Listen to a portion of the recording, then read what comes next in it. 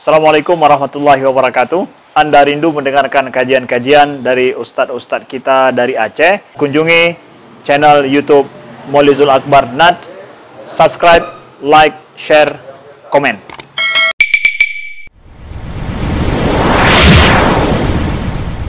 Assalamualaikum warahmatullahi wabarakatuh. Alhamdulillahirabbil alamin. Hamdan katsiran thayyiban mubarakan fihi. أشهد أن لا إله إلا الله وحده لا شريك له وأشهد أن محمدا عبده ورسوله الكريم اللهم صل وسلم على نبينا وسيدنا محمد وعلى آله وأصحابه أجمعين أما بعد رب اشرح لي صدري ويسر لي أمري واحلل عقدة من لساني يفقهوا قولي. Segala puji bagi Allah, kemudian salawat dan salam kepada Rasulullah, kepada keluarga dan seluruh sahabat-sahabatnya. Bapak Ibu jamaah salat subuh yang Allah muliakan insyaallah. Pada subuh hari ini kita akan membahas tentang at-targhib fil masyi ila al-masjid fi dhulmi, yaitu anjuran untuk mendatangi masjid di waktu-waktu yang gelap.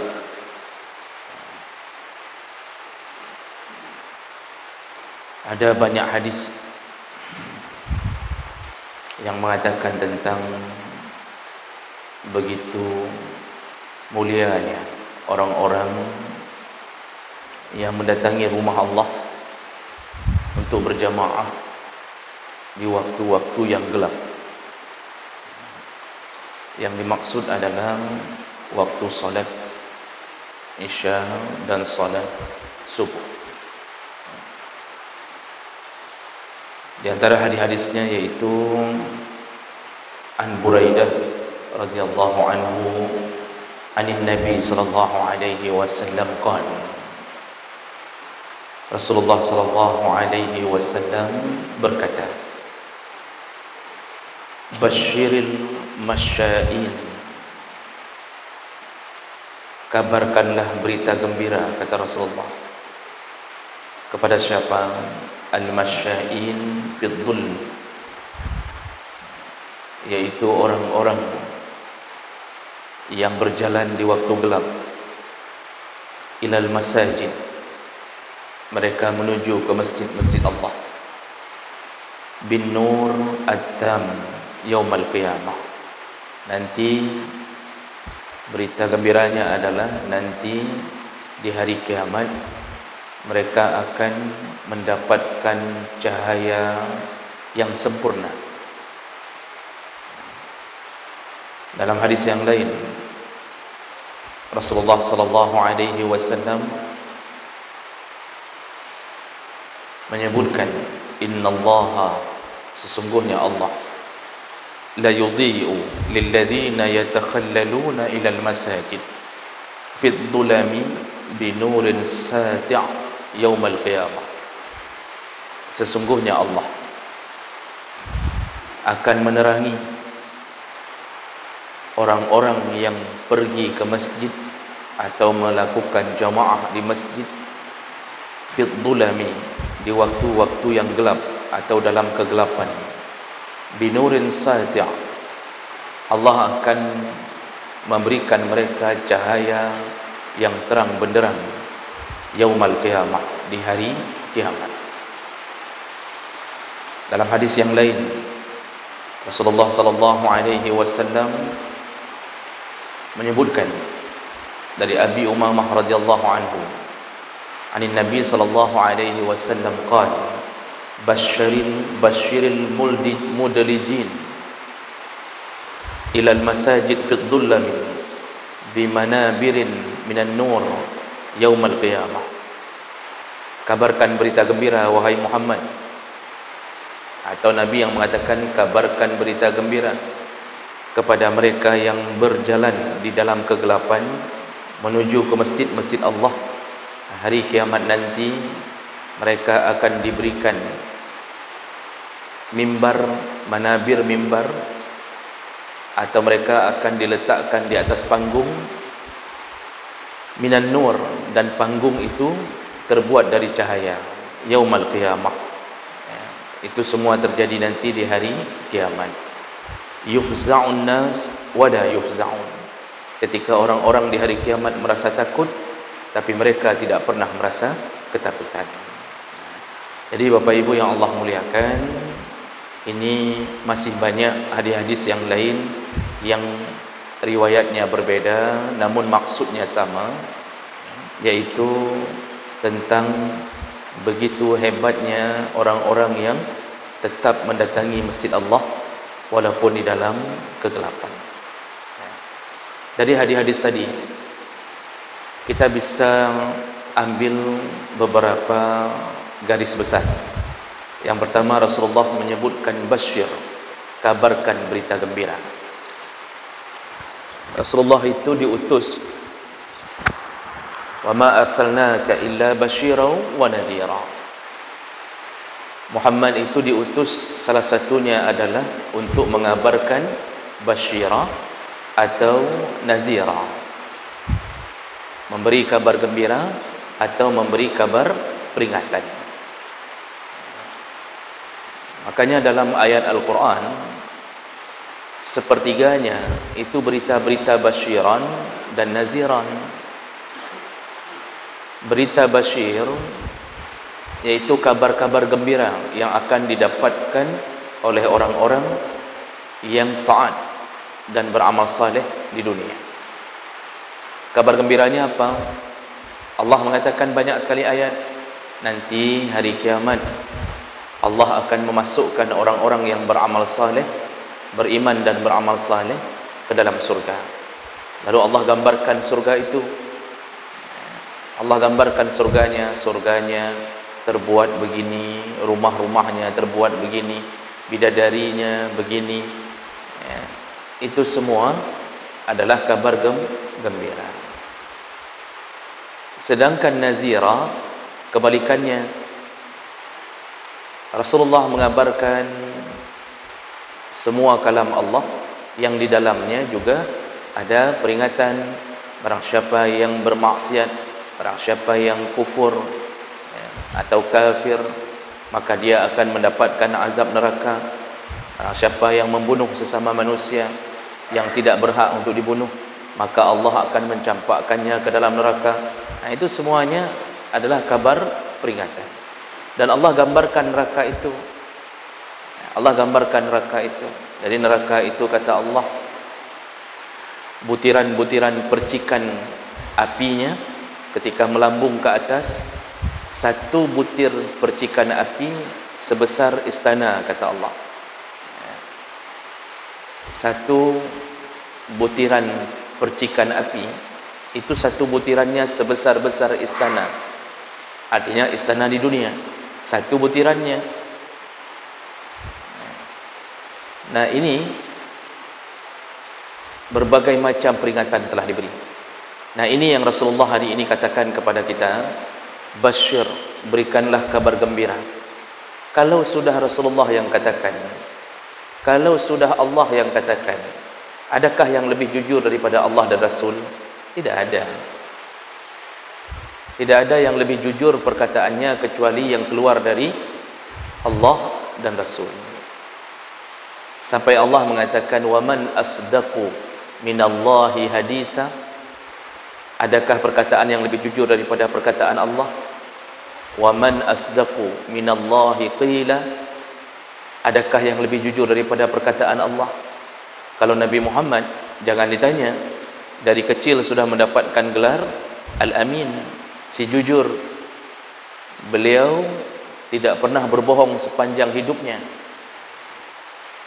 Jadi ini berita gembira, ini bukan dongeng. Kalau keluar dari ayat Quran, keluar dari hadis-hadis Nabi, itu tidak berdongeng.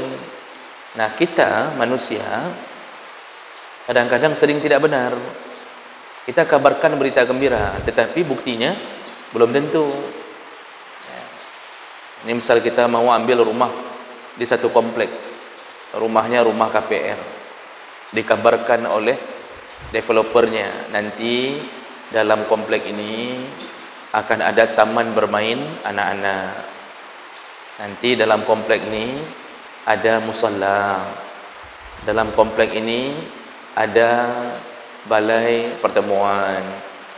Begitu kita sudah ambil, bayar DP, rumah belum selesai, developernya lari. Musalla tidak ada, taman bermain tidak ada, aspal tidak ada, dan itu sering terjadi. Inilah perkataan manusia selain Nabi SAW. Makanya kita ini kadang-kadang banyak sudah memberikan kabar gembira, tapi sebenarnya tidak gembira. Kalau Rasulullah yang mengatakan jangan ragu, apalagi Allah yang mengatakan jangan ragu, pasti terjadi. Allah waktu menyebutkan kematian, kan Allah yang menyebutkan tentang iza jaa kullu nafsin za'iqatul maut, setiap yang bernyawa pasti merasakan kematian.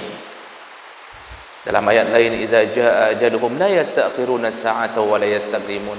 Kalau ajal sudah datang, tidak akan dimundurkan, tidak akan dimajukan. Masih ada yang belum percaya, padahal sudah banyak sekali di antara kita yang diambil Allah. Kalau itu saja sudah nampak di depan mata, maka tidak mungkin perkataan lain dibohongi. Allah sudah bilang kalian pasti mati, dan ternyata terbukti mati, satu-satu mati. Rasulullah mengatakan nanti akan datang rombongan malaikat. Yang mencabut nyawa itu satu rombongan, bukan satu malaikat, membawa kain kafan. Kalau orangnya baik, kain kafan dari surga. Lalu salah satu dari rombongan itu akan mendekat ke kepala. Dalam hadis riwayat Ahmad bin Hanbal dengan derajat yang hasan. Lalu kemudian ditariklah nyawa. Kalau orang yang baik akan keluar nyawanya, walaupun sakit sekali, tetapi keluarnya seperti air keluar dari mulut ceret. Lalu diambil ruh itu, dibungkus dengan kain kafan, lalu dibawa lari ke langit. Terus cerita-cerita itu. Dan itu cerita itu tidak mungkin dongeng, tidak mungkin sebuah cerita belaka, benar-benar terjadi. Kalau kita belum percaya, tanya sama orang yang sudah sakaratul maut. Ada ketemu sama malaikat Israel, betul yang dibilang sama Nabi, mereka bawa kain kafan, semua terjadi. Nah, kali ini apa janji Nabi? Kabarkanlah berita gembira. Siapa yang diberi kabar gembira itu? Al-masya'in. Nah, garis besar yang kedua, yaitu mereka yang berjalan. Berjalan ke mana? Ilal masajid, yang berjalan ke masjid. Jadi berita gembiranya kepada yang berjalan ke masjid. Berjalan ke masjid dulu di zaman Nabi betul-betul jalan kaki. Sekarang perkembangan ada yang memakai kenderaan, tapi tetap disebut dengan berjalan. Karena berjalan itu adalah berpindah dari satu tempat ke tempat yang lain. Masalah apa yang dipakai terserah. Pakai motorkah, pakai mobilkah, itu masya', yaitu orang-orang yang berjalan. Nah, rupanya berita gembira tentang janji Allah di hari kiamat itu diberikan kepada yang suka berjalan ke masjid. Siapa mereka? Tentunya berjalan yang dimaksud adalah berjalan menuju salat berjamaah, karena tidak ada kewajiban lain untuk ke masjid kecuali melakukan salat jamaah. Tidak ada kewajiban lain yang lebih utama menuju ke masjid kecuali melakukan salat jamaah. Plus salat Jumat, itu pun menggantikan zuhur. Ini kalau dipahami oleh orang-orang yang menuju ke masjid, maka akan menimbulkan iman, percaya atau tidak. Nabi ingin mengatakan kepada kita yang menuju ke masjid ini,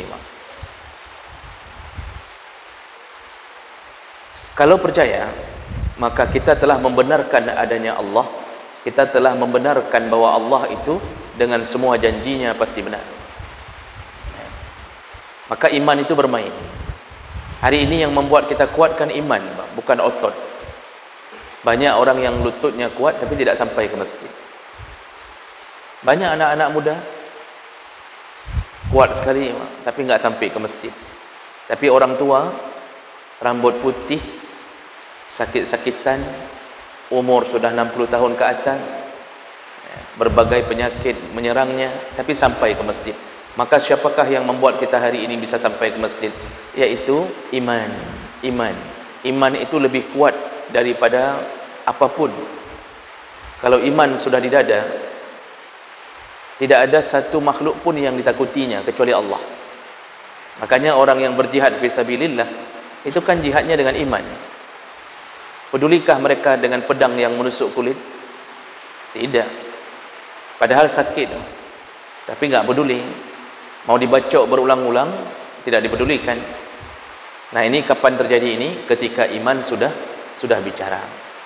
Nah, jadi kabar gembiranya adalah untuk orang yang berjalan ke masjid.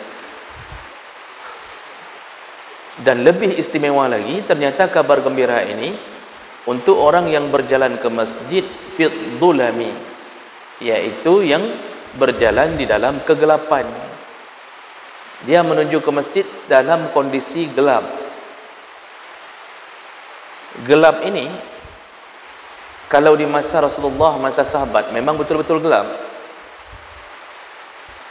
Tidak ada penerangan, Pak. Jadi dari rumah-rumah itu menuju ke masjid Nabi, itu enggak ada lampu jalan. Suasananya benar-benar gelap. Di padang pasir itu, Pak, kalau malam itu memang gelapnya menyeluruh. Jadi kalau bawa lampu, ya lampu sendiri. Bawa lampu sendiri. Enggak ada tiang-tiang listrik, tidak ada. Tapi mereka tetap menuju ke masjid. Nah, gelap yang dimaksud pertama adalah gelap suasana. Dan orang ngapain menuju ke masjid dalam gelap-gelap? Tentu ada salat dalam gelap. Apa yang salat dalam gelap? 2 salat dalam gelap, yaitu salat Isya dan salat subuh. Itu salat dalam gelap. Salat maghrib ketika datang belum gelap. Yang dimaksud dalam hadis ini, beruntunglah mereka yang dalam gelap pun mereka menuju untuk berjamaah. Dan salat Isya dan salat subuh itu salat yang paling berat yang dilakukan oleh seorang munafik. Orang kalau punya sifat nifaq, sifat munafik, walaupun dia ada salat yang lain, tetapi salat yang paling berat dilakukannya adalah salat Isya dan salat subuh. Rasulullah sallallahu alaihi wasallam menyebutkan, inna asqalas salat 'alal munafiqin, salat yang paling berat kepada orang yang punya sifat munafik, salatul Isya wa salatul fajr, yaitu salat Isya dan salat subuh. Paling berat. Jadi maksudnya apa? Orang munafik itu semua salat berat. Orang yang punya sifat munafik, wa iza qamu ila shalah qamu kusala. Kalau mereka berdiri untuk menuju salat, mereka mau perginya dalam keadaan malas, bangunnya dalam keadaan malas. Sedang nonton sinetron, tiba-tiba bunyi azan, itu malas untuk mematikan tontonan itu. Keluar dari mulutnya sebentar lagi, hampir habis. Yang sedang main game sebentar lagi. Itu susah untuk segera berhenti. Jadi bangunnya dalam keadaan malas. Itu sifat munafik dalam Al-Quran disebutkan. Dan kalaupun mereka mau salat, seandainya mereka mau salat, itu baru bersemangat yura'unan nas, baru bersemangat kalau mereka mendapatkan manusia melihatnya. Jadi kalau dilihat oleh banyak orang, baru mereka semangat. Riya, yura'un, mereka riya. Wala yazkurunallaha illa qalila. Nanti dalam salatnya mereka tidak menyebut-nyebut nama Allah kecuali hanya sedikit. Nah, ini orang-orang munafik. Nah, itu ciri-cirinya orang munafik kalau urusannya dengan salat. Dan ketika mau pergi salat, Ini semua salat berat bagi mereka. Namun di antara semua salat itu yang lebih berat adalah salat Isya dan salat subuh. Kalau salat Isya tantangannya sudah kelelahan, ada yang sudah pulang dari maghrib menuju ke rumah, makan, lalu tidak sanggup balik lagi waktu Isya karena kekenyangan atau duluan menikmati televisi, rupanya ada acara bola. Pulang salat maghrib, rupanya ada pertandingan bola kaki. Langsung hatinya berkata, ini kalau kita salat Isya terlewatkan berapa menit ini, bisa mencapai 20 menit, kerap setengah pertandingan kita hilang, maka dia enggak balik lagi waktu Isya. Atau langsung mengantuk, tidak balik lagi waktu Isya. Tantangan orang yang salat subuh lebih hebat lagi. Rasulullah sallallahu alaihi wasallam menyebutkan, salat subuh itu orang yang membuat orang susah, yaitu tidurnya. Karena tidurnya pun dikawal oleh syaitan. Dalam beberapa hadis disebutkan, kalau orang tidak mempunyai atau tidak melaksanakan adab tidur ketika mau salat, ketika mau tidur, bukan adab tidur ketika mau salat, adab tidur ketika mau tidur lah, itu enggak dilaksanakan adab-adabnya, tidak berwudu, tidak baca doa, tidak baca 3 qul, tidak baca ayat kursi. Jadi wudu pun enggak ada. Maka tantangannya adalah dia akan diselimuti oleh syaitan. Caranya dalam hadis-hadis disebutkan, yang pertama, syaitan akan mengikatnya 3 kali ikat. Memang talinya enggak nampak, Pak. Tapi untuk kita tahu bahwa kita diikat oleh syaitan 3 kali ikat. Dan ikatan itu baru terlepas dengan 3 perkara, kata Nabi. Yang pertama, ketika bangun mengucapkan zikir, baca doa bangun tidur. Apa doa bangun tidur? Allahumma lakasumtu wa bika amantu. Itu bagi yang mau sahur. Alhamdulillahilladzi ahyana ba'da ma amatana wa ilaihin nusyur. Atau dia mengucapkan nama Allah ketika bangun tidur, alhamdulillah misalnya. Lepas satu ikatan, kata Nabi. Ini hadis. Kemudian yang kedua, kapan lepas ikatan kedua? Ketika berwudu. Tapi belum lepas semua, masih orang malas-malas. Ikatan ketiga terlepas ketika takbiratul ihram. Begitu kita solat tahajud, takbiratul ihram terlepas. Makanya orang habis wudu masih terasa ngantuk. Begitu takbir, langsung hilang rasa mengantuknya. Makanya orang salat subuh masih terasa ngantuk. Waktu salat subuh enggak. Sebelum ke sini ngantuknya luar biasa. Begitu takbiratul ihram hilang. Kata Rasulullah dalam hadis itu, orang yang salat subuh setelah lepas 3 ikatan tadi, dia pulang dari salat subuhnya dalam keadaan segar, fresh dan sehat. Makanya orang pulang salat subuh semua sehat-sehat dan segar sekali. Itu enggak ada lagi itu, mengantuk itu enggak ada lagi. Kalau mengantuk juga setelah salat subuh, berarti ada syaitan lain yang datang. Ini syaitan yang diupdate terbaru lagi. Mungkin juga karena kita terlalu lelah. Yang penting kita ini melawan salat subuh, melawan untuk bisa salat subuh itu berat sekali. Itu dalam hadis yang lain juga disebutkan, syaitan akan mengencingi telinga. Syaitan itu lam gelinyung gedanyung bagi yang tidak melakukan adab-adab sebelum tidur. Dikencingi dalam telinga. Jadi azan enggak terdengar. Lalu kemudian dalam hadis yang lain disebutkan, syaitan itu malam ketika dia tidur, artinya kalau dia mau berdiam diri, dia berdiam diri di dalam khaisum. Berdiam diri di dalam khaisum, di dalam rongga hidung. Makanya ketika berwudu disuruh istinsar, masukkan air, istinsyaq, masukkan air, lalu disuruh priyah, priyah. Apa bahasa Indonesianya priyah? Disuruh keluarkan air itu begitu, Pak. Itu syaitan tidurnya di sini, Pak. Saya baca hadisnya, syaitan tidurnya di sini. Itu salah satu hikmah kenapa air disuruh masukkan ke hidung, kemudian disuruh itu bertuhiplung, Pak, dengan air wuduk saja. Makanya kita berat, Pak. Tidur kita berat, ditekan sana sini. Disitulah pujian Allah, di balik beratnya salat subuh, ya, dinginnya malam, hujan, kita tetap datang di dalam kegelapan. Jadi salat dalam gelap itu dua salat, salat isya dan salat subuh. Mereka yang selalu datang istiqamah berjamaah salat isya dan salat subuh, ada kabar gembira untuk mereka, karena beratnya mereka melawan perjuangan supaya tidak menjadi munafik. Isya karena malas, subuh karena keenakan tidur. Nah, namun kalau suasana hujan begini, ini bagi yang tidak datang bukan tercela. Kalau biasanya ada terus, hari ini tidak nampak, kenapa? Hujan. Hujan itu termasuk salah satu penyebab boleh tidak ke masjid.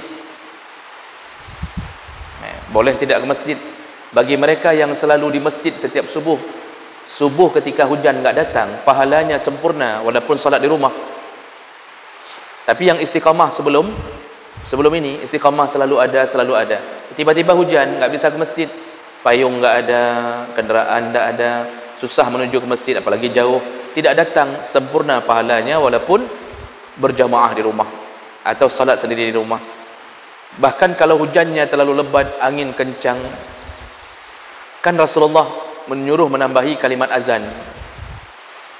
Cuma para muazzin rata-rata tidak berani mengucapkan ini, ya, karena jarang terjadi. Kan Rasulullah yang mengatakan dalam hadis kepada Bilal, ketika hujan lebat, angin kencang, kata Rasulullah kepada Bilal, nanti tambahkanlah kalimat sallu fi rihalikum.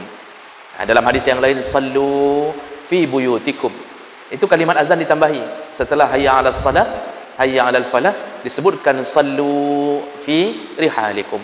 Salatlah kalian di rumah-rumah kalian.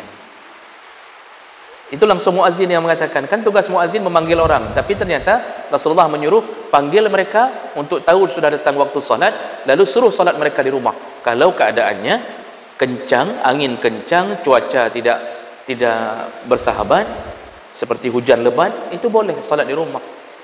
Itu yang suruhan Rasulullah kepada muazzin di masa Rasulullah, kalau memang tidak mungkin. Tapi kalau ada jalan keluar, itu tidak usah mengucapkan itu. Nah, ini kalau sudah emergency, muazzin tambahkan kalimat itu. Salatlah kalian di rumah kalian, tapi pakai bahasa Nabi, jangan pakai bahasa Indonesia. Jangan sampai hayya 'alas salah, hayya 'alal falah, lalu keluar kalimat salatlah kalian di rumah-rumah kalian. Tidak begitu. Nah, jadi ketika tidak datang di waktu hujan lebat, pahala dapat sempurna bagi yang sudah biasa datang di waktu subuh. Ya. Dan tidak berlaku bagi yang salatnya dilap-lap. Ya. Tidak berlaku, Bang. Pahala jamaah sempurna bagi yang enggak datang salat subuh karena hujan, itu enggak berlaku bagi yang salatnya dilap-lap atau kambuhan. Sekali subuh ada, 7 kali subuh enggak ada. Ya. Kadang-kadang 7 kali ada, kemudian 14 kali enggak ada. Datang lagi, nampak lagi, besok salat subuhnya enggak ada lagi. Jadi suka-suka dia. Kadang-kadang dia tidur, enggak ada rasa keinginan untuk melakukan istiqamah, enggak ada. Nah, ini enggak dapat pahala sempurna ketika terhalang. Nah, yang terakhir, garis besar terakhir, setelah disebutkan tentang berita gembira kepada orang-orang yang melakukan salat menuju ke masjid dalam kegelapan, yaitu istiqamah salat isya dan subuh. Ini janji nih. Nanti kita tagih janjinya sama Allah dan Nabi. Nah, tapi bagi orang yang beriman, enggak ada keraguan sedikit pun. Sahabat, Pak, kalau sudah dengar Nabi mengatakan sesuatu, 1000%, bukan 100%, 1000% mereka percaya. Waktu Abu Hurairah didatangi oleh syaitan, menjelma jadi manusia ke Baitul Mal, Abu Hurairah lapor ke Rasulullah bahwa tadi malam dia melepaskan orang yang berusaha mencuri di Baitul Mal. Ini Abu Hurairah belum tahu bahwa ini syaitan. Kata Rasulullah kepada Abu Hurairah, tunggu, nanti malam dia datang lagi. Begitu disebut tunggu, nanti malam dia datang lagi, tidak ada keraguan sedikit pun di hati Abu Hurairah. Langsung dia siap-siap tunggu. Benar, datang lagi. Kan syaitan kan tidak kong kali kong dengan Nabi. Tapi Nabi tahu, syaitan pasti datang lagi. Dia tahu karena izin Allah yang mengetahui pergerakan. Abu Hurairah tanpa ragu menunggu, ini pasti datang. Betul datang. Sampai 3 malam berturut-turut Rasulullah tunggu, nanti malam dia datang lagi. Jadi enggak ada keraguan sedikit pun kepada Rasulullah. Apapun yang dikatakan oleh Rasulullah, mereka percaya ini utusan Allah. Utusan Allah tidak mungkin berbohong. Nah, kali ini Rasulullah berjanji untuk kita. Untuk kita, Pak. Apa janji Rasulullah? Nanti semua yang selalu istiqamah menuju ke salat subuh, menuju ke masjid untuk salat subuh dan salat isya. Istiqamah, selalu ke masjid, selalu ke masjid. Apa yang diberikan? Bin nur, Allah akan memberikannya cahaya. Kapan itu? Yaumal qiyamah. Di hari kiamat. Nah, ini maksudnya cahaya apa? Cahaya kasih sayang Allah. Jadi nanti umat Muhammad ada beberapa model cahaya. Dalam hadis tentang wuduk, nanti semua umat Muhammad juga bercahaya di anggota wuduknya. Nah, semua anggota wuduk bercahaya. Jadi Nabi Muhammad mengetahui itu umatnya yang taat kepadanya walaupun tidak pernah nampak, yaitu dengan cahaya di bekasan anggota wuduknya. Nah, sahabat bertanya, "Ya Rasulullah, bagaimana engkau mengetahui umat setelah kita? Engkau tidak pernah melihatnya." Maksud sahabat, engkau kalau dengan kami, engkau kenal ya Rasulullah. Ya, engkau tahu kami ini Abu Bakar, ini Umar, ini Utsman, ini Zubair bin Awam, engkau kenal. Tapi bagaimana dengan orang-orang setelah kita? Bagaimana engkau bisa mengenali itu umatmu? Apa jawaban Nabi? Kalau ada kumpulan kuda hitam yang punya titik-titik putih di badannya, bulu-bulu putih menghiasi badannya, dan itu menjadi milikmu, dan dia berkumpul di antara kuda-kuda hitam, bisakah engkau menandai yang mana milikmu? Kata sahabat, tentunya ya Rasulullah. Berarti kuda yang ada putih-putihnya itulah milik kita. Kata Rasulullah, begitulah aku mengetahui umatku, mereka akan bercahaya dengan bekasan wudhunya. Nah, kali ini ada cahaya lain yang terang benderang, yaitu cahaya yang keluar dari seluruh tubuh orang yang istiqamah salat subuh dan salat isya dengan berjamaah. Berjamaah, Pak, catat baik-baik, berjamaah. Karena bahasa tadi menuju ke masjid. Maka siap-siap menerima janji itu bagi mereka yang Masya Allah siang malam berjuang untuk mendapatkan ridha Allah di dalam masjid-masjid Allah. Makanya hidup ini, Pak, kadang-kadang sebenarnya sederhana. Kita cukup pegang saja janji Allah dan Nabi. Nah, di situ memupuk semangat untuk salat di waktu subuh dan di waktu isya. Jadi waktu merasa malas-malas sekali-sekali, kita sekali-sekali ada itu, Pak, malas-malas itu. Kita ini kan manusia. Manusia itu kan imannya naik turun, dan itu Nabi yang mengatakannya. Malaikat enggak turun, enggak naik. Syaitan turun terus-terusan sampai hancur imannya. Dulu mereka beriman, iblis itu beriman. Manusia naik turun. Nah, waktu sedang naik, oh semangatnya luar biasa. Azan jam 4:30, dia jam 3 sudah ada di masjid. Itu contoh kalau semangat lagi naik. Tapi kalau lagi turun, itu membron-bron, Pak. Waktu bunyi azan, rasanya malas sekali. Kok udah kayak gini ya, berapa hari ini kok kurang semangat ya? Itu iman sedang turun. Apa kata Nabi? Ketika imanmu turun, yang jangan engkau lakukan adalah maksiat. Artinya enggak terlalu semangat, datang agak malas-malas sikit ke masjid. Iman sedang turun. Yang biasanya baca Quran 3 halaman, iman sedang turun 3 ayat. Berdosakah? Tidak. Yang jangan lakukan maksiat. Karena takut dipanggil Allah ketika sedang bermaksiat. Maka Bapak Ibu, maka Allah, inilah janji Nabi, Allah akan berikan cahaya. Bahkan tadi ada hadis, kita ini dikumpulkan oleh Allah di atas mimbar, yang mimbar itu terbuat dari cahaya. Dan itu nanti disambung dengan hadis yang lain, Pak, sampai para rasul pun heran. Para rasul heran. Mereka tidak dikumpulkan di atas mimbar cahaya, tapi orang-orang ini dikumpulkan di atas mimbar yang dibuat dari cahaya. Bisa bayangkan, Pak, panggung dibuat dari cahaya. Kita saja panggung biasa saja, baru ditaruh lampu saja, kan bukan panggung yang dari cahaya, panggung tetap dari kayu, tapi ditaruh lampu, itu saja Masya Allah berkerlap-kerlip. Hana ada doa pegah, ya anak-anak cukup senang. Lampu di mana-mana. Itu bukan panggung. Sekarang yang Nabi katakan, manabir, mimbarnya terbuat dari cahaya. Disitulah berkumpulnya orang-orang yang selalu istiqamah untuk salat subuh dan salat isya di dalam kegelapan malam, di balik kedinginan malam. Maka mudah-mudahan kita bisa istiqamah melanjutkan sisa-sisa umur kita untuk dapat berjuang menuju ke surga Allah melalui salat-salat yang wajib. Tetap sah. Ya, baik. Kira-kira begitu, Bapak Ibu yang Allah muliakan. Ya, dan semoga dengan mendengarkan hadis Nabi pada subuh hari ini bertambah-tambah semangat kita dengan janji Allah dan Nabi sallallahu alaihi wasallam. Ya. Kita tutup dengan kafarah majlis. Subhanakallahumma bihamdik asyhadu an la ilaha illa anta astaghfiruka wa atubu ilaik. Wassalamualaikum warahmatullahi wabarakatuh.